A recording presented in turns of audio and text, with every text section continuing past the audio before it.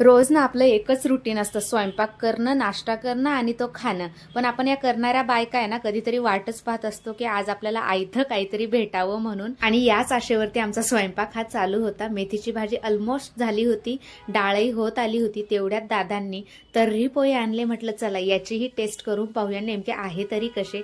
सगळ्यांनी पोह्यांचा आनंद घेतला, छान गप्पा टप्पाही चालू होत्या. म्हटलं आपणही थोडीशी टेस्ट करून पाहावे. आ हा हा, मस्त. काय पोह्यांची टेस्ट आहे, आणि त्यातल्या त्यात आयतं म्हटल्यावरती विषयच नाही. पोहे झाल्यानंतर चहा तर झालाच पाहिजे. नंतर आम्ही गेलो सुमितला भेटायला. सुमित हॉस्पिटलमध्ये होता. सुमितला भेटणंही होईल आणि बाहेर एक दोन महत्वाचे कामं पेंडिंग होते, तेही कम्प्लीट होतील. बाहेर निघालो, सगळे कामं पार पडले आणि आमचं काहीतरी महत्वाचं डॉक्युमेंट वाचण्याचं काम चालू होतं. त्यानंतर घरी आलो. घराचा हा काहीतरी अवतार झालेला होता. पूर्ण फिरून पाहिलं. लेट रात्री घरी आल्यानंतर पोरींचा हा काहीतरी इकडे प्रोग्राम होता, त्यांच्याही डान्सची मजा घेतली आणि असा होता आमचा दिवस. Okay, bye.